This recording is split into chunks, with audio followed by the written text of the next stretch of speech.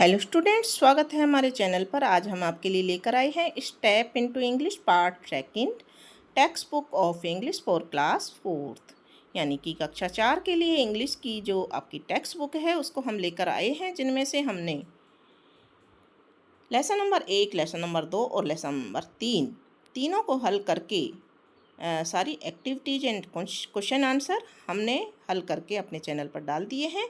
यदि आपने अभी तक नहीं देखे हैं तो प्लीज़ चैनल पर जा कर के चैनल को सब्सक्राइब कीजिए और इनको देखिए। आज हम शुरू करने वाले हैं lesson number 4, the giant and the colours. ठीक है, तो देखिए यहाँ से lesson number 4, the giants and the colours, यानी कि विशाल और रंग। लेट्स एक्सप्लोर में दिया हुआ है, what do you think the world would look like if there were no colours. आपको क्या लगता है अगर रंग ना होते तो दुनिया कैसी दिखती। ठीक है ना। Would everything be black and white. क्या चीज़ें, सारी चीज़ें जो होती ना वो काली और सफ़ेद होती, काला और सफ़ेद होता। Would things be transparent. क्या चीज़ें पारदर्शी होंगी या होती। Talk to your classmate and share your views. तो अपने सहपाठियों से बात करें और अपने विचार साझा करें कि अगर कलर नहीं होते, रंग नहीं होते तो ये दुनिया कैसी होती। ठीक है, अब है let us recite. Here is a poem about A time when the Gantt took all the colours. यह एक कविता है जो उस समय के बारे में है जब दानव ने भी रंग ले लिए थे। ठीक है, let us recite to find out what happened. आइए हम पढ़ें और जानें कि क्या हुआ था। ठीक है, तो यहाँ से हम अपने इसको रीडिंग स्टार्ट करते हैं। A giant lived alone, big and tall, he had no friends, no one at all. One day he got mad and colours he took. The world turned grey with a sad, dull look. Some brave kids came with hearts so kind. They said, "Dear Gant, please change your mind. Give back the colors, make the world bright. We will help you fix it and make things right." तो हमने एक बार इसको reading किया है। अब हम इसका हिंदी अनुवाद भी देखेंगे कि एक विशाल काय व्यक्ति, बहुत बड़ा व्यक्ति, विशाल का यानी बहुत ही बड़ा व्यक्ति अकेला रहता था। ठीक है, बड़ा और लंबा। कैसा था वो? बड़ा और लंबा। उसका कोई दोस्त नहीं था। ठीक है, उसका ही हैड नो फ्रेंड्स, उसका कोई दोस्त नहीं था। नो वन एट ऑल, ठीक है ना, कोई भी नहीं। एक दिन वह पागल हो गया। One day he got mad, एक दिन वह पागल हो गया। एंड कलर्स ही टुक, और उसने रंग बदल दिए। दुनिया धूसर हो गई, एक उदास नीरस नज़र के साथ में। नीरस यानी जो अच्छी नहीं लगती है, सैड, डल लुक। ठीक है ना, उसके साथ में वो डल लुक टाइप की दुनिया हो गई। सम ब्रेव किड्स कैम, कुछ बहादुर बच्चे आए। विद हार्ट सो काइंड, उनके हृदय बहुत दयालु थे। हर्ट यानी हृदय। दे सैड डियर गेंट, उन्होंने कहा प्रिय विशाल। प्लीज चेंज योर माइंड, कृपया अपने विचार बदलिए। गिव बैक द कलर्स, रंग को लौटाइए, वापस दीजिए। ठीक है ना, यानी कि कलर को वापस दीजिए। मेक द वर्ल्ड ब्राइट, दुनिया को उज्जवल बनाइए। We will help you fix it and make things right, हम इसे ठीक करने में और चीज़ों को सही करने में आपकी मदद करेंगे। तो ये इसका हिंदी अर्थ था, हिंदी अनुवाद था। आगे भी दे रखी है, देखिए। The giant thought, then smiled with cheer, he gave back colours far and near, red yellow blue and green so true, the world sparked and the sky turned blue. Now the Gants happy he is not mad.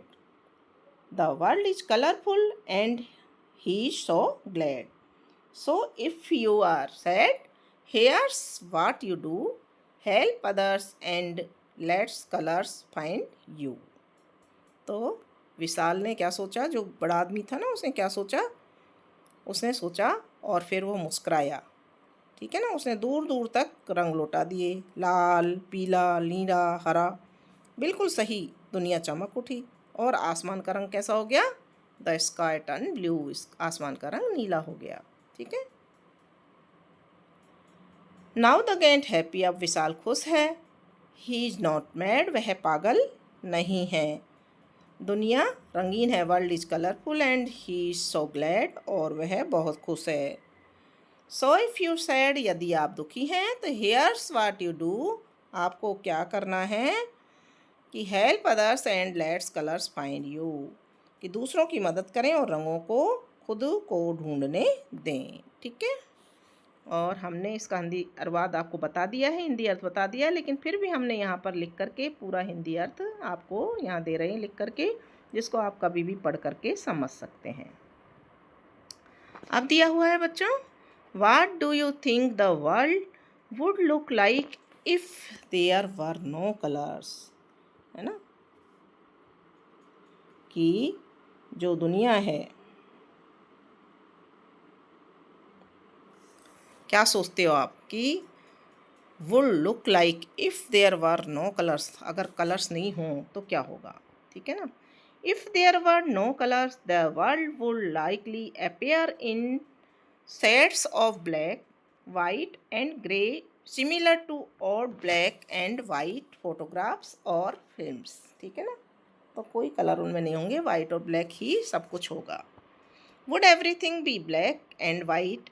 तो answer है yes, it is highly probable that everything would appear in varying tones of black, white and grey. Third question है, would thing be transparent? तो इसका answer है transparency is a property related to how light passes through an object, not directly related to the presence or absence of color. Therefore, the absence of color would not inherently make things transparent. ठीक है। अब है let's learn new words. Let's learn some new words and make sentence using them. कुछ नए शब्द सीखें और उनका प्रयोग करके वाक्य बनाएं। ठीक है ना। सबसे पहले दे रखा चीर, जो कि एक नाउन है।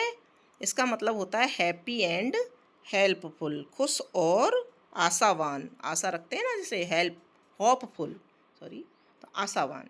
चीर यानी जयकार। तो इसका सेंटेंस बनाएंगे, the teams victory bot a lot of चीर टू द फैंस। ठीक है ना, टीम की जीत से जो प्रशंसक थे उनमें काफ़ी खुशी की लहर दौड़ गई। फिर दूसरा है स्पार्कलेड, ये भी वर्ब है, और यानी कि चमकना। शाइन ब्राइटली यानी चमकना। The diamond on her necklace sparkled under the sunlight, उसके हार पर जो जड़े हुए हीरे थे वो सूर्य की रोशनी में क्या हो रहे थे? चमक रहे थे। फिर है ब्रेव, ब्रेव ये एडजेक्टिव है, जिसका अर्थ है बहादुर। शोविंग कोरेज यानी कि साहस दिखाना, कोरेज यानी साहस दिखाना। The brave firefighter rescues the cat from the burning building, बहादुर अग्निशमन कर्मी ने जलती हुई इमारतें से बिल्ली को बचाया। फिर है ग्लेड यानी प्रसन्न, यह भी एडजेक्टिव है, इसका मतलब है हैप्पी यानी प्रसन्न यानी खुश होना।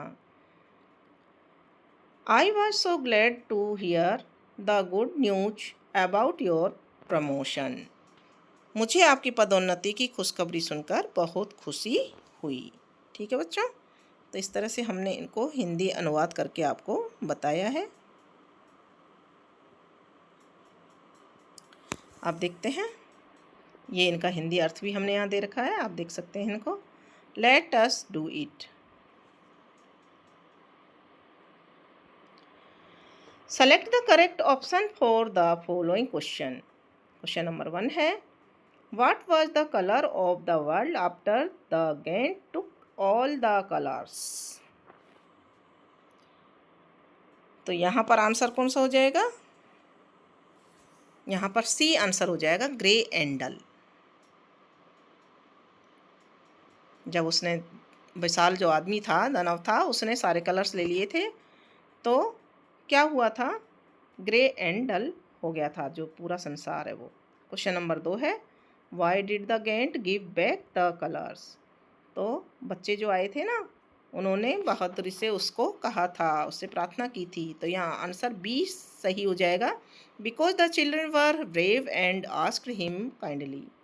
थर्ड क्वेश्चन है, what lesson can we learn from the giant's story. कि क्या हमको शिक्षा मिलती है। तो यहाँ बी ऑप्शन सही हो जाएगा, हेल्पिंग अदर्स ब्रिंग हैप्पीनेस। दूसरों की मदद करना खुश रखने के लिए और खुश रहने के लिए, ठीक है। फिर है, list the rhyme pairs from the poem. हमको एक जैसे जो तुकबंदी शब्द होते हैं ना, उनको यहाँ पर लिखना है। टुक लुक, तो हमने लिखे हैं टॉल ऑल, मेड सैड या glad, kind mind, bright right, cheer near, ठीक है, और ट्रू ब्लू। इस तरह से हमने ये लिख दिए हैं, आप भी लिख सकते हैं ढूंढ करके। Answer the following question, what did the children ask the giant to do. बच्चों ने दानव से क्या करने को कहा। तो देखिए इसका आंसर है, the children ask the giant to change his mind. उसको अपना दिमाग बदलने के लिए, विचार बदलने के लिए, गिव बैक द कलर्स, और कलर वापस देने के लिए, मेक द वर्ल्ड ब्राइट, और संसार को ब्राइट बनाने के लिए, and said they would help him fix things, और उन्होंने उसकी मदद करने के लिए भी कहा। फिर सेकंड क्वेश्चन है, how did the giant feel after giving back the colour. रंग वापस देने के बाद विशाल को कैसा महसूस हुआ, ठीक है। तो after giving back the colours the giant thought, then smiled with cheers and was happy and glad. उसको खुशी महसूस हुई, ठीक है ना, और वो खुश और प्रसन्न हो गया। फिर है question number 3, according to the poem what is the difference between the world with colours and without colours. तो according the poem, without colours the world turn grey with a sad dull look. Dull look यानी नीरस हो गया बिल्कुल। With colours the world sparkled, the sky turn blue and the world was colourful and glad. और वापस आने से colour के कैसे हो गया, चमकने लगा, यानी कि पूरा संसार चमक गया। स्काई कैसा हो गया, ब्लू हो गया, और जो कलरफुल हो गया, और खुशी आ गई चारों तरफ, ठीक है। अब है, write the above poem as a story, you can add more details, the giant and the colours. इसको स्टोरी की तरह पढ़ना है